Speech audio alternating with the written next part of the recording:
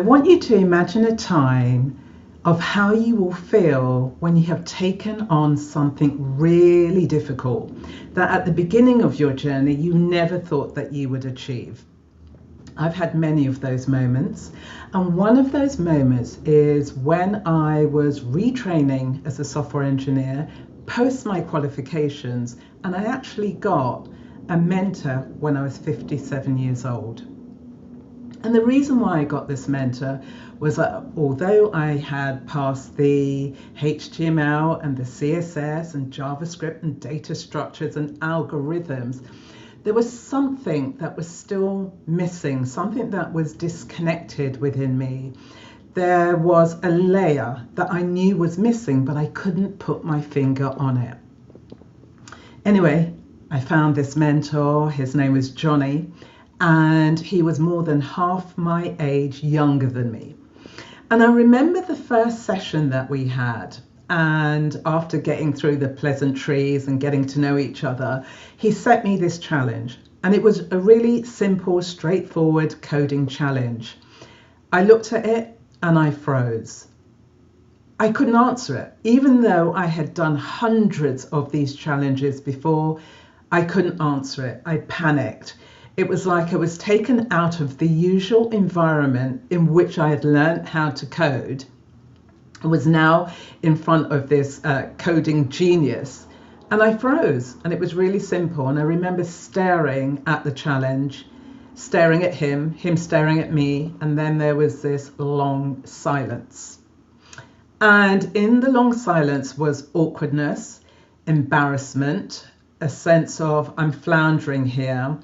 I've invited this opportunity, and what it did was it spotlighted the anxiety and the thing that I knew I didn't understand but couldn't name it. And the thing I didn't understand was the logic that underpins software engineering. But what brought me to this journey of retraining as a software engineer?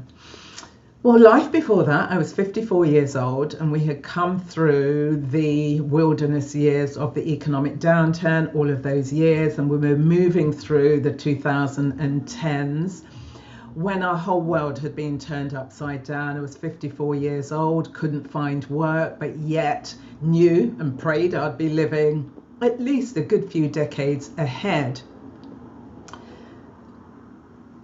My background, all this expertise in developing non-profit organizations wasn't transferable because back after or during the downturn, employers, it really was an employer's market. They were the ones dictating, well, you have to have this very narrow skill set and experiences in order to transition into other sectors. And because I've got this very fluid and eclectic background, it just didn't work.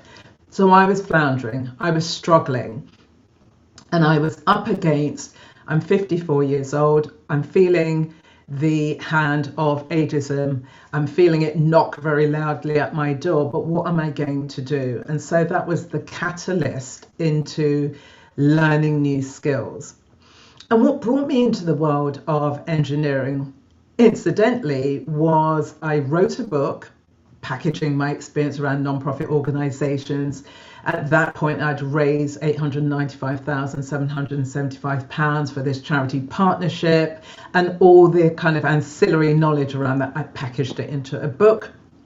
And the person who inspired me to write this book was Daniel Priestley. And I saw that he was speaking at an event. I thought, you know what I'm going to do? I'm going to give him a signed copy, tell him he really inspired me. I sat in one of his audiences many years back, went ahead, wrote the book, and I'm now going to present it to him. So said, so done. Turned up at this building, had no idea it was a Google building. So, when Daniel did his thing, I went up to him afterwards. He was blown away that I was actually somebody who wrote the book, blah, blah, blah. And when we finished, this woman who was standing behind me just literally tapped me on the shoulder and said, "You do know this is a Google building?" I was like, no, because there was no logo or any signs, any artifacts about Google. And I thought, this is a serendipitous moment. And then she said, well, why don't you come to this meeting, a breakfast meeting, a couple of days' time about women in tech? And then it's, why not? So my very optimistic spirit, we went to this meeting and the doors flew open. Wasn't quite sure where it would lead me, but I could sense that this was a new portal. And I needed this new portal because I needed some new skills. Technology was skills that would help me, in quotes, the job market. And if not the job market, what it will help to do is to talent stack my knowledge and expertise and deepen that. And at this point, I was 54 years old, so I knew there was going to be something different. I was also at that stage whereby, well, reinvention is something that I apply to my own life. It's not just theory, and people just teach from theory, but I'm somebody who can marry theory and practice together. And stepping into the world of technology, having never written a line of code or really know what technology was, in this new iteration was, okay, let me go and explore. And also it was a sense of, we have this societal narrative that we're older, and so therefore there's a tendency to be smudged out of the narrative. And I still had this intrinsic sense, and I still have, of having chops and chutzpah and intelligence and wisdom, and it just needs to be repurposed, repackaged into another environment. And so I dove in, never knowing what a line of code was. There were fears there because I'm stepping into the unknown, even though I understand myself as a confident person, but it's like, just let's get into this. And so that really started my pursuit. And the pursuit into learning and retraining as a software engineer took me into the world of understanding HTML and CSS. All of these phrases were very new to me. JavaScript and data structures and algorithms, whereas you've got HTML, which structures the web page or the page of a mobile app, for example, or web app. And then you have CSS, which styles it all, brings all the colors. And then I met my nemesis. And the nemesis was JavaScript. And JavaScript brings the interaction between the different moving parts behind the scenes of a website or a mobile app. And I struggled. It was a real struggle because on the one hand, I've always understood myself as being somebody who's capable. You know, I know how to figure things out. On the other hand, JavaScript, it was like, what is this thing? You know, what are data structures? I learned about maps and objects. It was really challenging and really confusing. And what this meant for me on a day-to-day basis was every time I opened up my laptop to follow this very comprehensive curriculum by Free Code Camp, I was struck and met with a sense of trepidation, a sense of, I'm not quite sure if this code will pass. And I met that on a day-to-day basis. And there will be times I will be staring at the screen, not knowing, not being able to connect the different moving parts that would help me understand why I'm stuck. And so I could be staring for days, sometimes weeks, until I went to an offline coding class where one of the geniuses within the environment, a senior engineer, would just point out, oh, you have missed off the semicolon. So my pursuit really showed up in terms of, well, what does capability mean? My own understanding of it, and it's been tested in this way.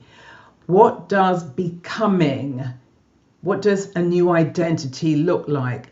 And what is it costing me? And what is it calling me into? And so my journey of pursuing becoming a software engineer brought in part of my own belief system. Now I'm somebody who I love, you know, a blank canvas. give me a blank canvas and then I can be creative and I can pull on my very extensive, eclectic background that covers so many different subjects, and I blend them together. I create an elixir and then something else emerges. Well, it didn't work necessarily here in my days of learning how to become a software engineer, because you either know the answer or you don't. And you know that because software engineering is powered by logic and it's sequential, and there is a system that takes you through it. So as I was struggling, I would go to meetups, I would get some illumination, I would come back home, and then the whole thing would start again. And in those days of difficulty, I had to lean on something else, and I could lean on to help reduce my stress and my anxiety as I was, feeling the pressure of I'm behind. I'm 54, 55 at this time. I'm moving through a curriculum that I don't really understand, but I'm brute forcing my way through it. There's a tenacity about me. And even though I might be progressing in this very incremental way, I could still feel there was something missing. There was something not quite adding up. But in those stressful moments, I could lean into another area of my life, which was around movement and exercise and fitness. That's really my first language. And from the egg and spoon race until, till this day, I've exercised for at least 5 decades. And what that gives you is repetition. It's the reps. It's about discipline as well. And discipline is really what you need, and follow through to reinvent yourself. And in this particular example, as a software engineer. So I know what stamina looks like, but I was just transitioning it into this area. And through these moments, there were perforations, and the perforations were around, the theory behind it was beginning to become more apparent. And when I was at meetups, I've been to loads of tech conferences, meetups, etc. I could feel myself at times thinking, I know that fragment of an idea. And I would then connect it to something that was non-technical, but then would make sense. And then I would raise my hands and I would be asking questions and I'd get some answers. And from those answers, I may not have fully understood them, but I would then just incrementally link them to the bits that I did know. And that was beginning to help me see how I'm literally reinventing in real time. We hear this phrase reinvention, reinvent yourself, reinvent your life. But actually this journey, I could see it sort of microscopically. I could literally see it in the moment. Another thing I noticed when I was in these tech environments was that invariably I was the oldest person in the room, and I wasn't meant to feel like the oldest person, and I didn't take it as an affront or anything. It just, I was. But what I noticed was the different styles of learning.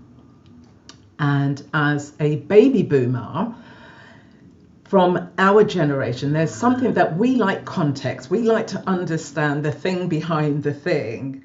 And then on a personal level, once I can connect those dots from behind the scenes, I think, right, that now makes sense. But actually stepping into the world of engineering and then learning it from an online, very comprehensive program, designed by millennials who were breastfed, they're digital first. And so there was just, I noticed the difference in terms of learning styles. And so that also contributed to my struggle, but also it gave me insights into thinking about things in other ways. So all of this started to coalesce around me gaining more confidence and more abilities incrementally. So that's how I was able to see my reinvention in real time. And then there was a real definitive moment. I was working through the JavaScript And JavaScript, as I said, makes things function. Data structures are like the containers for the data, and algorithms are the systems that help you navigate the data. And there was one particular challenge which was very difficult. And I remember reaching out to a senior engineer, and we spent 5 hours one Sunday night from 7 literally to midnight. We spent 5 hours trying to crack this challenge. And after 5 hours, we threw our hands in the air, because if she couldn't do it, and she's got decades, she was a mid-level engineer that was being paid for it, you know, she codes every day, engineering is her thing, and she couldn't crack it. And yet for 5 hours, we were going back and forth with reasoning and rationale and trying ideas. And that was another indication of, I could look back to see how far I had come. I could see my reinvention again in real time up against somebody who this is their bread and butter, which was fantastic. And then she couldn't solve it. I certainly couldn't solve it. And then I have to give great thanks to the engineers that put their work out on YouTube, where we are now, on YouTube. And so as well as following the course, I would go onto YouTube just to add to my knowledge. And then there was one engineer who was taking on the challenge of the one that I couldn't solve. And he led, you know, through his own tutorial, he led us through how to solve it, and I solved it. And that was the final challenge, and that enabled me to complete my certificate, the third certificate, which was JavaScript, data structures and algorithms. And therefore I had the 3 certificates that then qualified me as a front-end software engineer, which was a really proud moment. It was a struggle. It was like I've reinvented myself in this particular era, because what you have with engineering is that it's logical, it's sequential, and I'm somebody who did not have a computer science degree. Maths wasn't my thing at school, and physics and the sciences. So it felt really triumphant. And yet I had those certificates. I still have them. They're still, you know, one of my pride and joys. But I knew this something was missing, and hence why I reached out and found this mentor. And it was an amazing journey, because what he did, it was like he lifted the veil. And by lifting the veil, he began to teach me the logic behind the code. It's like how computers work. And so that completed that aspect of one example of reinvention. It was proof, my own proof of my own growth. And it gave me additional license to teach the theory and the practice of reinvention. And what's great about reinvention, which really separates us as humans from where we are with technology now, with AI. Everybody thinks I'm just going to AI it, let me go to ChatGPT and it will give me an answer. And it will give you an answer. But what it can never do is take you through the human playing field around emotions. Who do you need to become? What identity are you stepping into? What do you need to let go of? And which, you know, I've done that time and time again.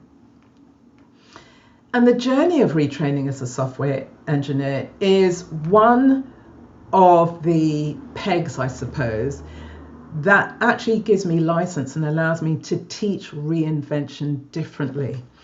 And my framework is really about, as boomer women, that's who I'm talking to. That's my audience. That's my primary audience.